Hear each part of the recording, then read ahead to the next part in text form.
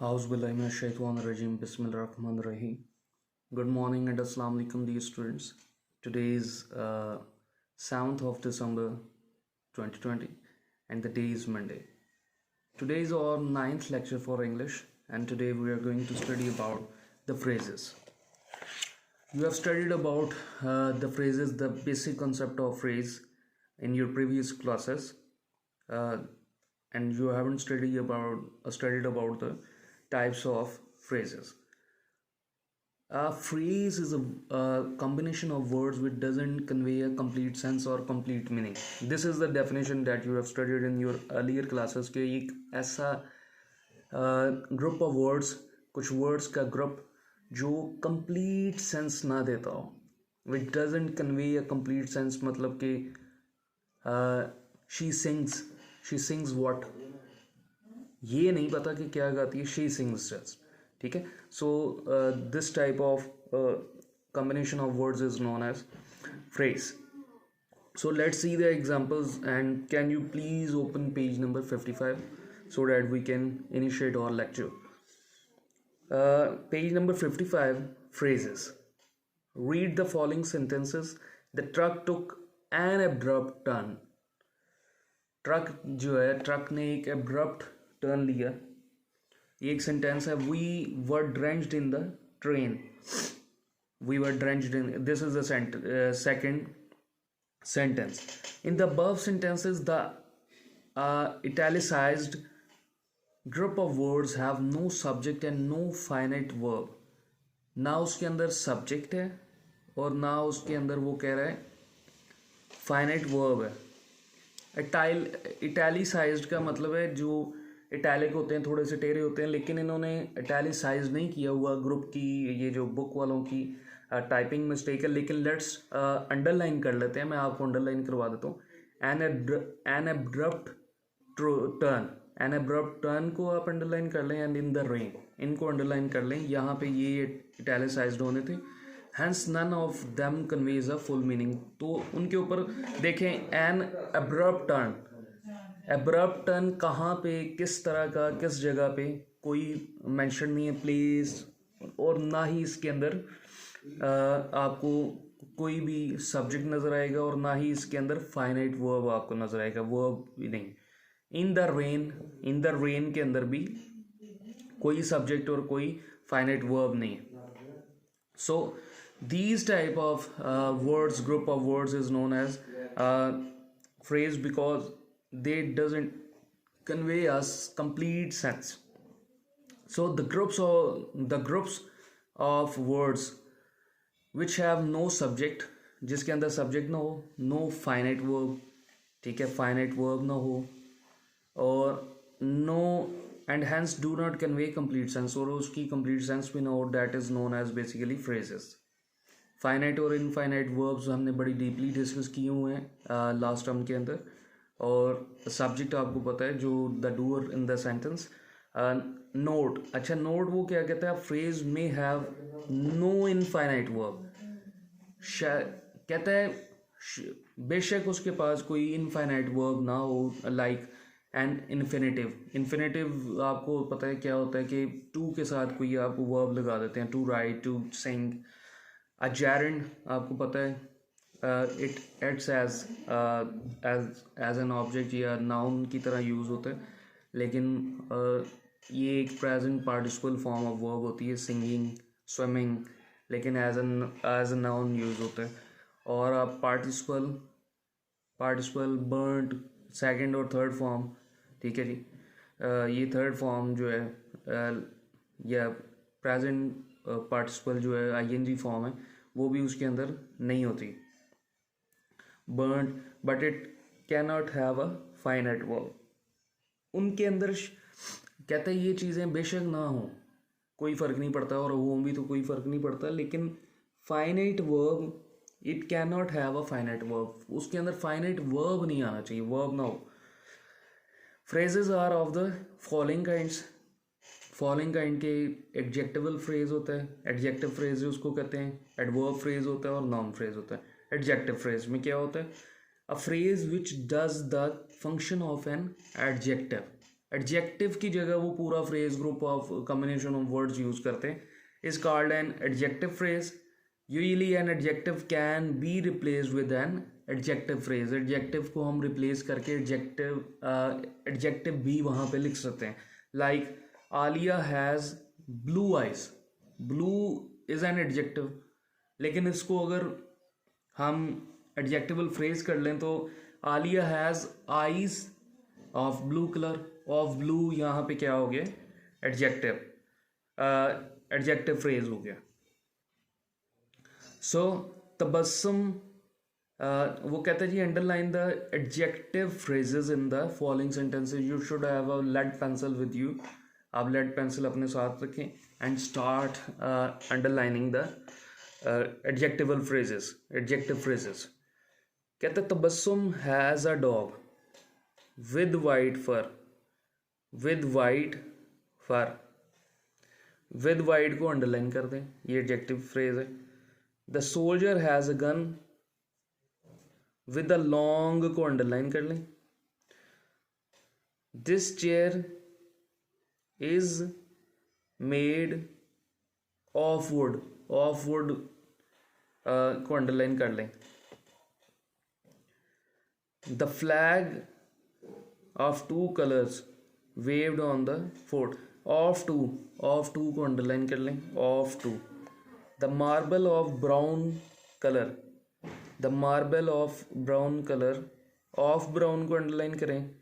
Rolled on the hard को भी underline करें, ये दो हैं इसके अंदर, the hard. And the next one is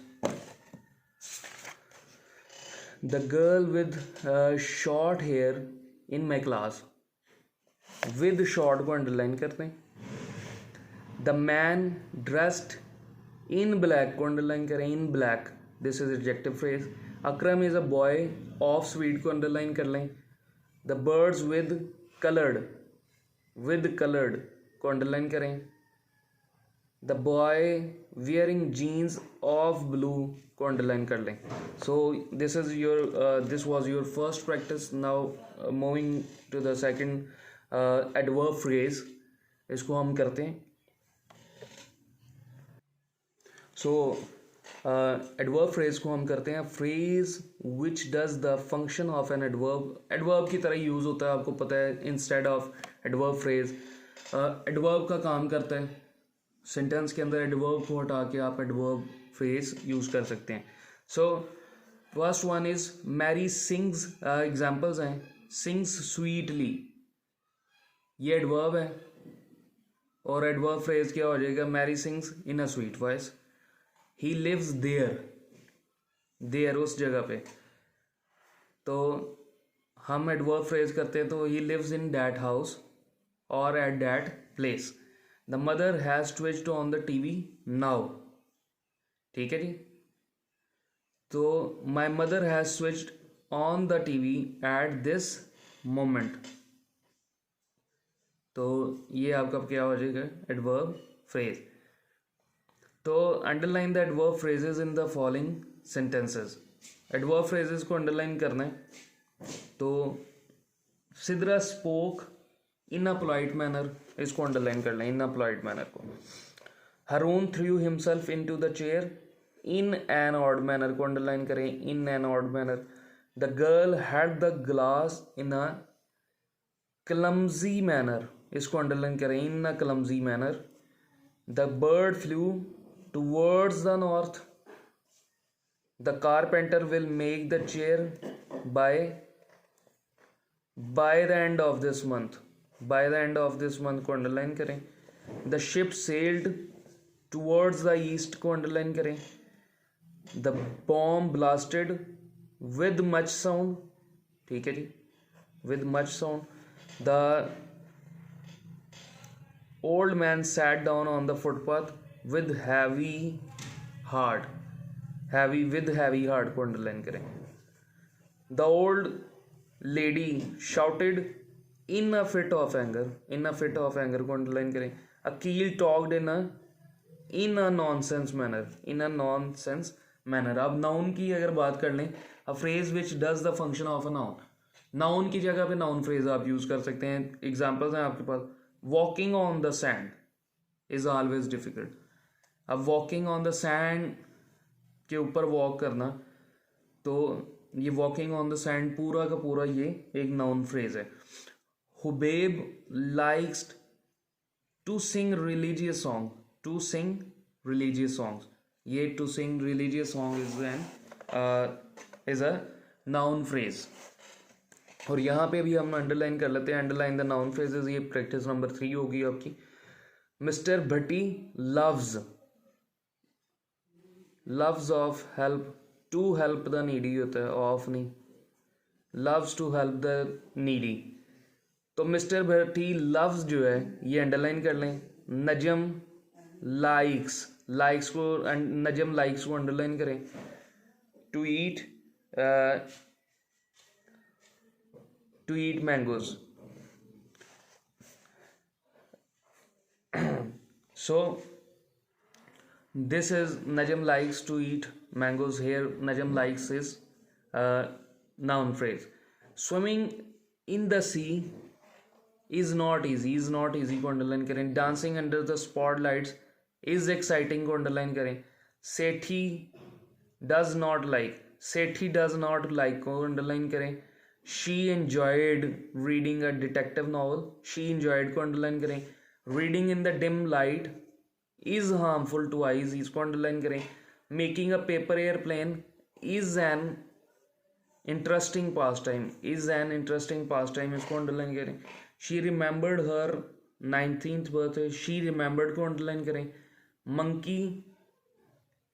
monkeys like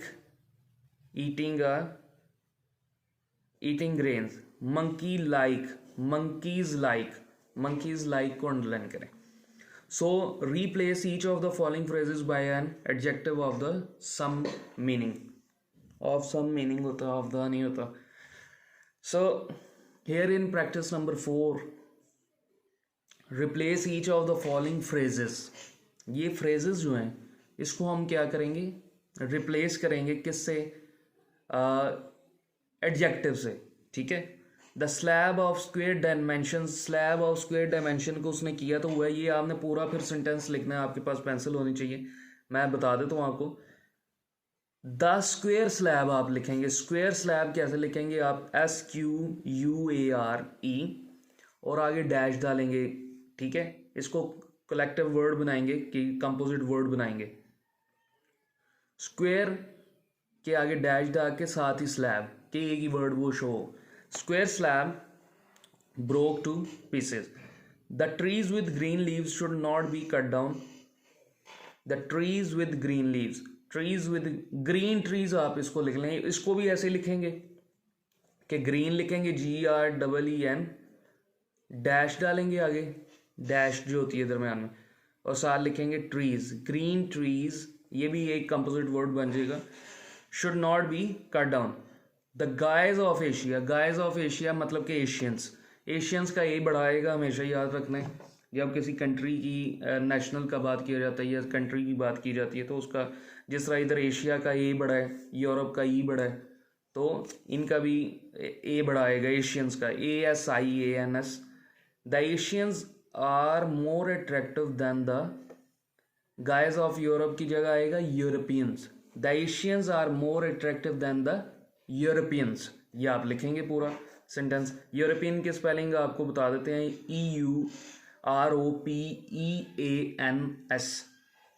the song was full of melody, the song was full of melody मतलब कि मेलोडीज थे, तो मेलोडीज इज एन एडजेक्टिव, तो इसकी हम जगह यूज करेंगे the song was melodious, MELODIOUS।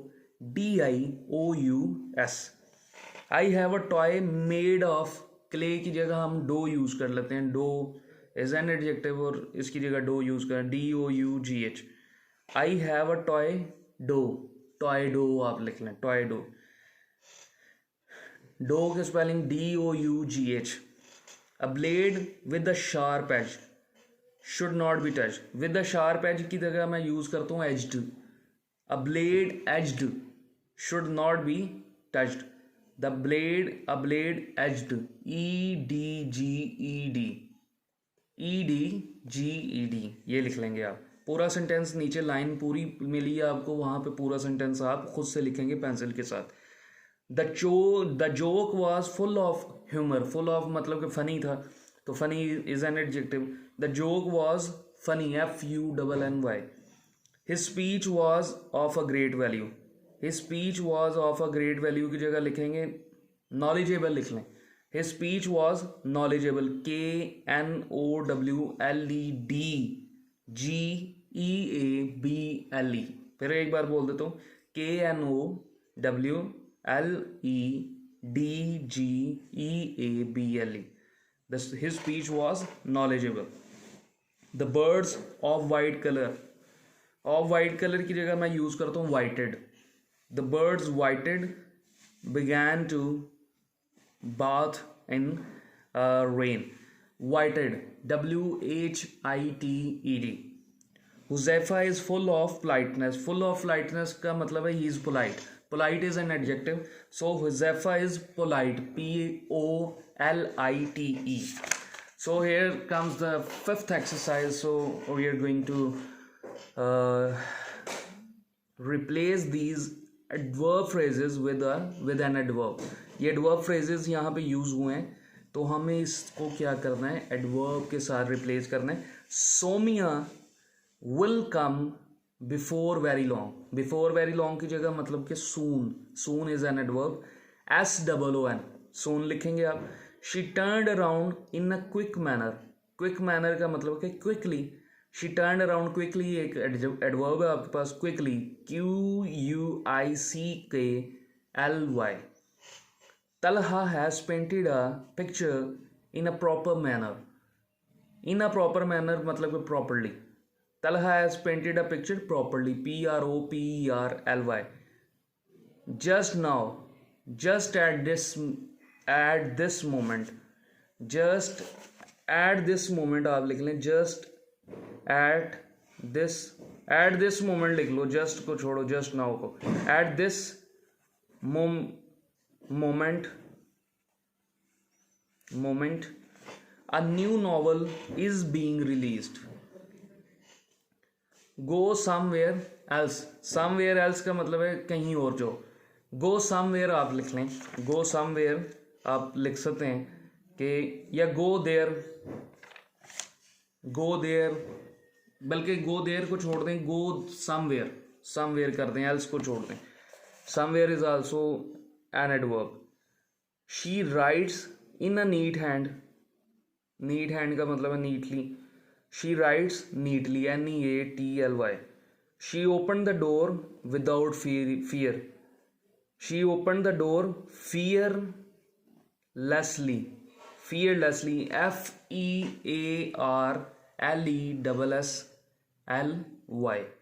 fearlessly। the man picked up the snake in a fearless manner, इधर भी fearlessly आएगा, दोनों में 7 8 में दोनों में fearlessly आएगा। 9 she sings in a sweet voice, sweet voice का मतलब है sweetly, तो she sings sweetly, SWEETLY। the wild beast pounced on us in its full fury, furiously हम लिख लेंगे इसको, मतलब कि जल्दी जल्दी और एंग्री मूड के अंदर है, तो the wild beast pounced on us furiously, FURIOUSLY, furiously। so this is it students, inshallah I will see you tomorrow with another lecture। so kindly do this, complete your exercise work, I have told you everything, and kindly listen to this lecture thoroughly and understand it, and if you feel any difficulty while doing these exercises or feel any difficulty in understanding any of the thing that I have discussed today, you may ask me through your number, you can text me, you can call me, so you may understand it thoroughly, because these are phrases and you should understand the phrases thoroughly, the noun phrase, the adverb phrase, and the adjective phrase। thank you so much।